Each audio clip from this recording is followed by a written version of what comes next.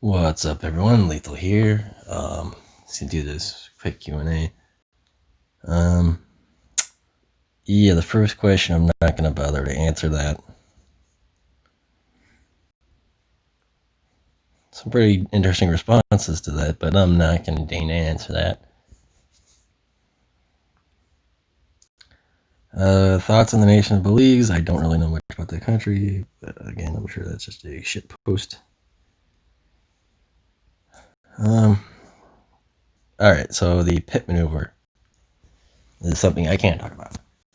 So the pit maneuver is the pursuit intervention technique, which is employed by nearly every law enforcement agency in the United States. And it is considered a less than lethal approach to stopping a pursuit. Now, the reason I use less than lethal is because, less lethal is because it still can be fatal, but it's less likely to be fatal than many of the other techniques out there. Such as ramming into their car head on, stuff like that, pulling in front of the vehicle. That's still considered fatal. A pit maneuver is less than lethal, but it's still potentially lethal. As I'm sure you've seen with any other videos, that can cause the car to flip if the driver overreacts to it. Normally, they just spin out. Let's use my super high-tech recreation machine. So White's the bad guy, and then there's the police behind him. So you're chasing a suspect, and for whatever reason, you need to stop the pursuit. Now, usually, pit maneuvers are a last resort. You don't want to use them unless you absolutely have to, because, like I said, they can be fatal if you don't do it the precise way. Now, what you're going to do is you're behind the vehicle. Usually, it depends on which side of the road the vehicle's on, but usually what you'll do is you're going to go to the left or to the right. Either way, one side. And let's say you go to the right. So you're going to be here. And what the officer is going to do is they're going to slowly come up and just tap you right there.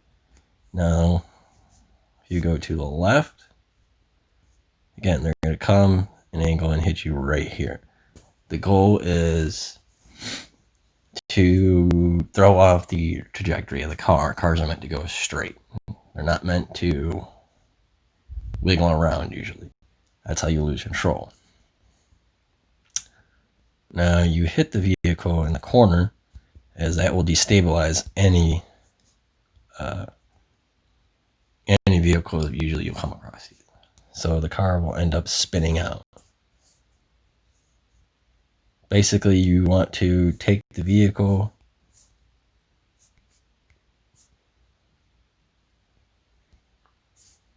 and stop its trajectory. So rather than going straight, you are going to cause that vehicle to either veer to the left or to the right. And depending on which way you do it will send the vehicle one way or the other. Now, it can be very tricky to do. And police are trained with this particular maneuver quite often. And like I said before, it's a last resort type of thing, because it can get very dangerous both for the suspect, the officers, and any bystanders. So usually why you won't see them do it if there's any bystanders, because the vehicles tend to go crazy. See if I could look up on YouTube real quick. See my idiotic YouTube shit. I've been stuck on quarantine for too damn long.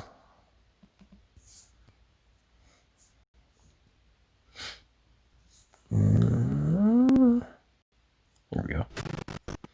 Oh, great ad. Go away.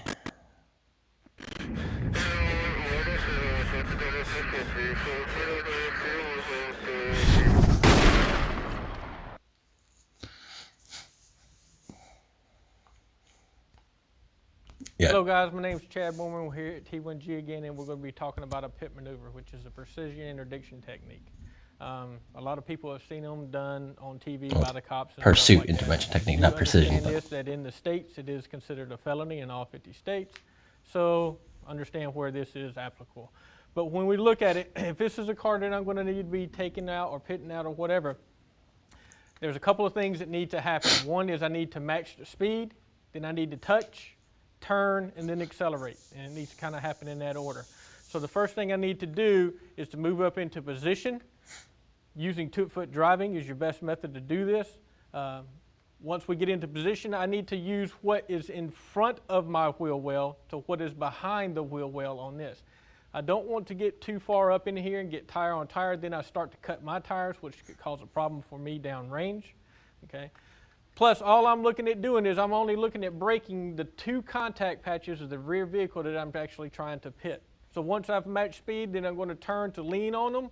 I don't want to be starting out here and ram into them, okay? I've matched speed, ease over, lean on them. From there, I need to do a quarter turn into the car to help break the contact patch. Once I do that quarter turn, that's when I'm going to start to accelerate.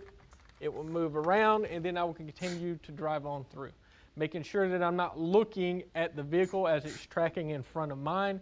If that does happen, a lot of times you tend to just T-bone it and start pushing it. Make sure you're not stabbing the brakes. You're looking up and out for your drivable terrain or where you want to go, and then we're moving on. Now that we talked about it on the board, we can head outside and do it for real. All right, guys, so the first thing we need to do is match speed. Once I get to the position where I'm at speed, then I'll just ease over, touch them. Once I touch them, then I'm going to turn and accelerate. So right now I'm matching speed, making sure I'm still looking where I'm going. Once we get around this curve, I'll go ahead and touch them, turn, and then accelerate.